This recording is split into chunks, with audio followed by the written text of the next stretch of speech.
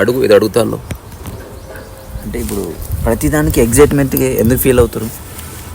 దానికి ఎందుకు ఫీల్ అవుతారు అంటే ఎగ్జైట్మెంట్ అండ్ ఏదైనా సర్ప్రైజెస్ ఇచ్చినా కూడా ఎందుకంత ఓవర్ ఎగ్జైట్? అంటే మనసు యొక్క ప్రవృత్తి ఇంకా పరిచయం కాని కారణంగా అట్లా జరుగుతుంది. ఇప్పుడు నీకు కన్ను అదురుతుంది అనుకో, అంటే నువ్వు చాలా హెల్దీగా ఉన్నట్టు కాదు, ఏదో ప్రాబ్లం వచ్చింది, అట్టనే మనసు కాస్త అదురుతుంది అన్నమాట ఎగ్జైట్మెంట్లో. ఇట్ట చూడగా వావ్. సో జీవితం అర్థమవుతున్న కొద్దీ ఇప్పుడు జీవితం అంటే 2 రకాలుగా తెలుసుకోవచ్చు లైఫ్ని. ఎలా? నీవు ఆలోచనల పరంగా సంబంధం పెట్టుకున్నటువంటి ఒక 10 అంశాలు, వాటిని సెటిల్ చేస్తే జీవితం సెటిల్ అయినట్టు కొందరికి తెలుస్తుంది.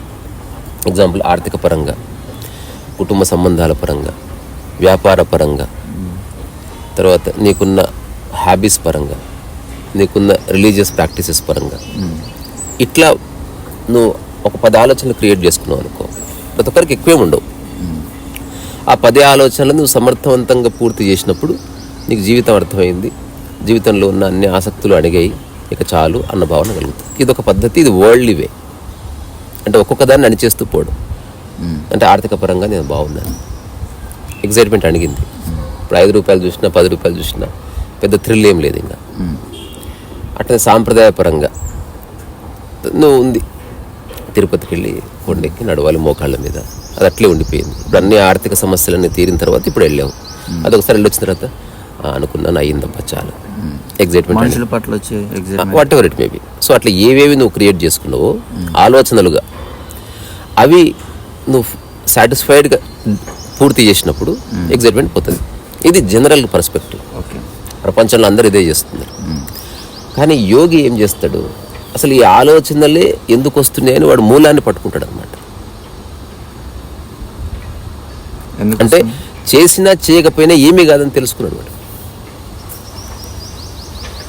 అంటే వాడు సీడ్లోనే లిబరేషన్తో ఎంటర్ అవుతాడు. వాడు ప్రపంచంలో సీడ్లో వాడు కండిషన్తో ఎంటర్ అవుతాడు. ఎగ్జాంపుల్, 2 మొక్కలు నువ్వు నాటే తెలుసుకోకుండా ఎంటర్ అవుతుండా, లేదంటే దాన్ని ఎక్స్పీరియన్స్ చేసి ఎంటర్ అవుతుండా? ఎక్స్పీరియన్స్ అనేది మన డిఫరెంట్ డైమెన్షన్. ప్రతిదీ ఎక్స్పీరియన్స్, చల్లగాలి తగిలింది, అది కూడా ఎక్స్పీరియన్స్.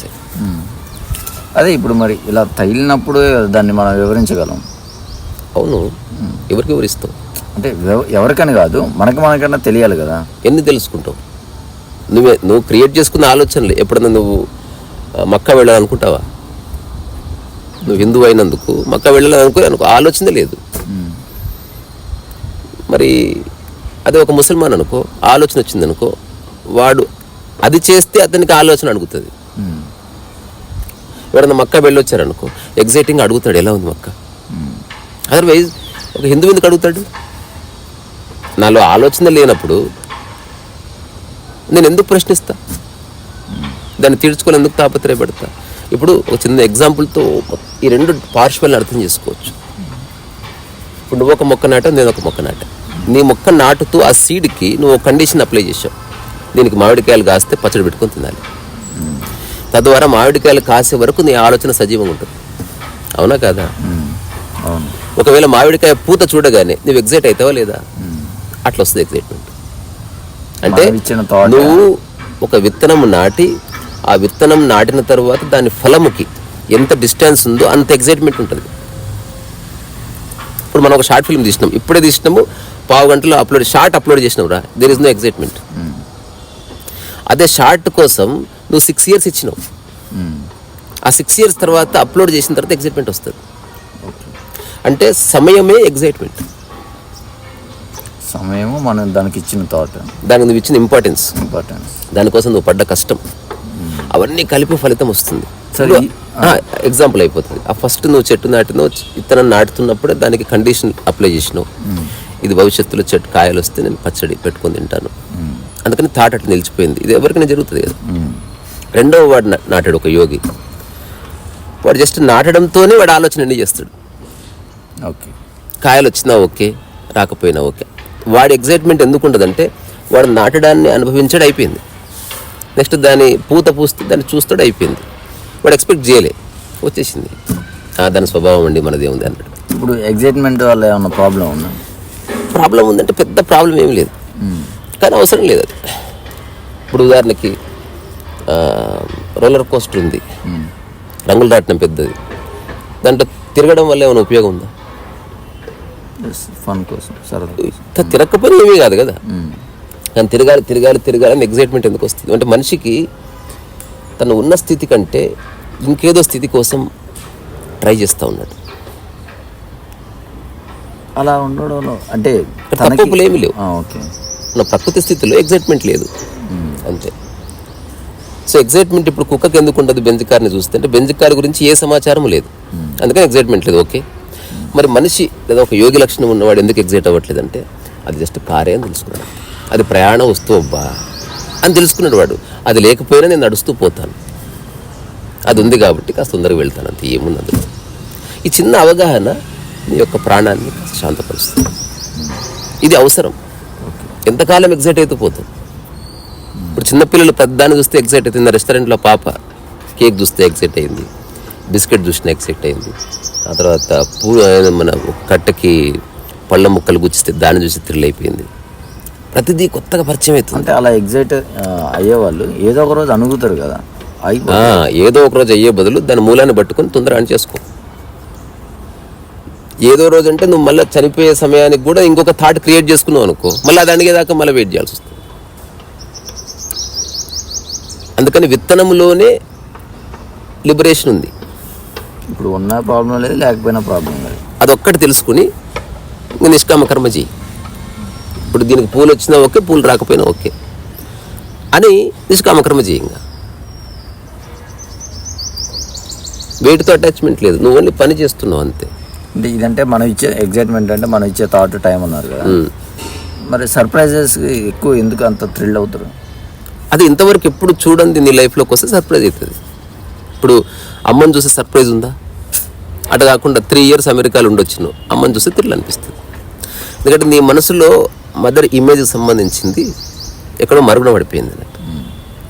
అప్పుడు మళ్ళీ హైదరాబాద్ ఫ్లైట్ ఎక్కిన కానీ మెల్లగా పైకి వస్తుంది, మళ్ళీ తన ప్రతిబింబాన్ని చూసుకున్నప్పుడు ఈ ఇమేజ్ ఎగిసి పడుతుంది అన్నట్టు. ఇదేమంత పెద్ద విషయంగా అర్థం చేసుకోవడానికి చాలా చిన్నది. అందుకని ఎగ్జైట్మెంట్ అవసరమా అంటే అవసరం లేదని నేను చెప్పాను, కానీ అవసరం లేదు. యాక్చువల్గా ఎగ్జిస్టెన్షియల్లీ ఎగ్జైట్మెంట్ ఉన్నాయేం కదా, లేకపోయినా. కానీ ఒక్కొక్కసారి టూ మచ్ ఎగ్జైట్ అయితే అది నీ గుండెని ఆపేస్తుంది, అంటే చచ్చిపోతారు. ఓకే, ఫుట్బాల్ ఆడినప్పుడు గోల్ కొట్టగానే కేకలు వేస్తూ వేస్తూ వేస్తూ చచ్చిపోయిన వాళ్ళు ఉన్నారు. తర్వాత హఠాత్తుగా ఒక సర్ప్రైజ్ వచ్చి అట్లా అయిపోయింది వాళ్ళు ఉన్నారు. అందరూ అట్లా పోతారని కాదు, దానివల్ల ఉపయోగం ఏమాత్రం లేదు. సో ఇంకోటి, నువ్వు ఏది చూడాలనుకున్నావో అది చూడలేకపోతావు excitement. Excitement makes you half blind. నిన్ను అది సగం గుడ్డివాడిగా మార్చేస్తుంది. నువ్వు ఎప్పుడైతే ఎమోషన్ వచ్చిందనుకో, నీ కళ్ళలో కన్నీళ్ళు వచ్చింది చూడలేవు. స్థిరమైన చిత్తం ఉన్నవాడే చూస్తాడు. ఆ చూడడంలోనే నిజమైన అనుభవం దాగుంది, చేయడంలో లేదు. ఎగ్జాంపుల్ ఫ్లవర్స్ వచ్చినాయి, నువ్వు ఫ్లవర్స్ చూస్తలేవు, నీ ఆలోచన ఎగిసి పడుతుంది, దాంతో ఎగిరి గంతులు వేస్తున్నావు. నిజంగా చూడడం అంటే నువ్వు చూడడమే లేదు ఫ్లవర్ని. ఎవరెవరికో ఏమో చెప్తున్నావు, ఫ్లవర్స్ వచ్చినా నువ్వు చూడడమే లేదు. ఒకసారి చూసి ఎగ్జైట్మెంట్లో పడిపోయినావు అంతే. లావోత్సు గురించి వచ్చింద కథ చెప్తారు. ఉదయమే లేచి 4 o'clock సూర్యోదయం చూడడానికి పోయేవాడంట ప్రతిరోజు. ఆ వీధిలో ఒక ప్రొఫెసర్ ఉన్నాడు, అతను ఒక ఎన్సైక్లోపీడియా బ్రిటానికా, అంటే అతనికి తెలియని సమాచారం లేదు, హీ నోస్ ఎవ్రీథింగ్. ఏం లావోత్సు గారు ఎటుపోతున్నారు? లావోత్సు ఏమి చెప్పకుండా పోయేవాడు. అతనికి ఈగో అడ్డొచ్చింది, అడిగితే చెప్పాడు, పోజు కొట్టుడు.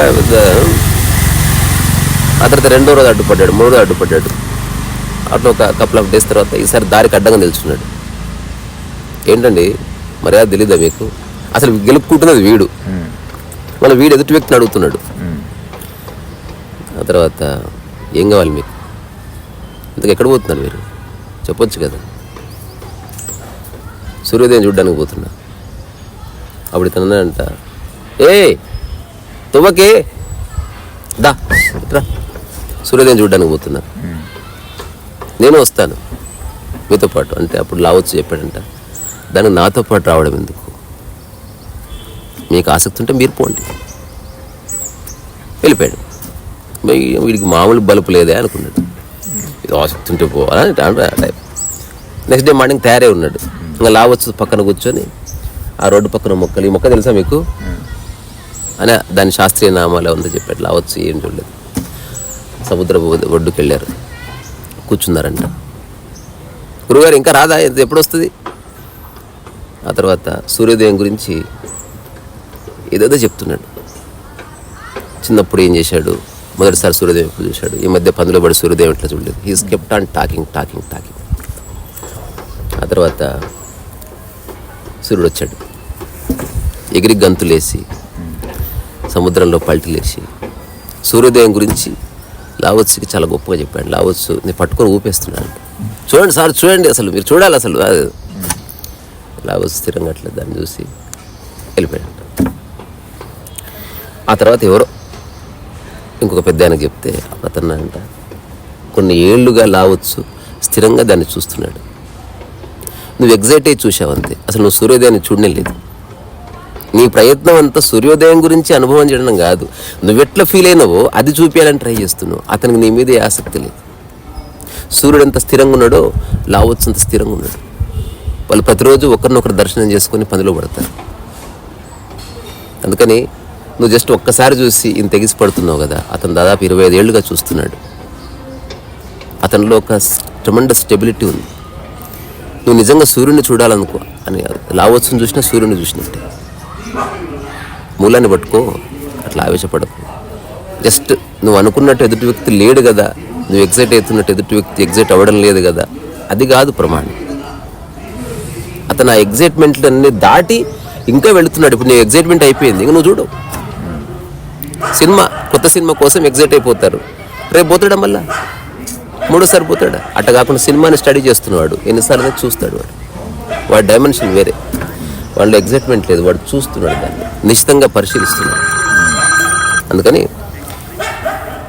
నాకు ఎగ్జైట్మెంట్ లేదు, సర్ప్రైజ్లు ఉండవు. కానీ ఎప్పుడన్నా ఎగ్జైట్మెంట్ సర్ప్రైజ్ ఒకవేళ సహజంగా వచ్చింది అనుకో, నేను దానికి అడ్డు చెప్పను, అంటే దాన్ని నియంత్రించను కూడా. అంటే సహజంగా అంటే అందరికి సహజంగా వస్తారు, సహజంగా రాదు. ఆలోచన వల్ల ఎగ్జైట్మెంట్ వస్తుంది మెయిన్లీ. అది సహజం కాదు, అది నువ్వు క్రియేట్ చేసుకున్నది. నువ్వే ఆ సీడ్లోనే పెట్టావు, ఇది కాయలు వచ్చిన రోజు ఎగ్జైట్ అవ్వాలని. అది ముందే ఫిక్స్ అయిపోయింది. ఓకే, అసలు ఎగ్జాంపుల్ చెప్తా. సినిమా హిట్ అయితే ఎగ్జైట్ అవుతారు, ఫ్లాప్ అయితే ఎందుకు గారు? సీడ్లో అది నాటలేదు కదా. ఇప్పుడు నేను చెప్తున్నా, మనం సినిమా తీద్దాం, సక్సెస్ అయినా ఎంజాయ్ చేద్దాం, ఫెయిల్యూర్ అయినా ఎంజాయ్ చేద్దాం, ఇప్పుడు చూడకపోయినా ఎంజాయ్ చేద్దాం. సీడ్లో ఇది ఉందనుకో, ఎంజాయ్మెంట్ ఉందా లేదా? That is life. నీకోసం సీడ్లో లేనప్పుడు హఠాత్తుగా వస్తే అసహజంగా, అది సహజంగా, అది ఎక్కువసేపు ఉండదు, అది చాలా గంభీరంగా నర్మగర్భంగా ఉంటుంది. అక్కడ అవాకులు చెవాకులు పేలడము ఎగరడాలు గంత, ఆ ఎగ్జైట్మెంట్ అనేది ఎగ్జిస్టెన్షియల్. అది నీ ఒళ్ళు జస్ట్ పులకిస్తుంది అంతే, ఓవరాల్గా నీ హోల్ బీయింగ్ థ్రిల్ అవుతుంది అంతే. అక్కడ మాటకి ఇంపార్టెన్స్ లేదు.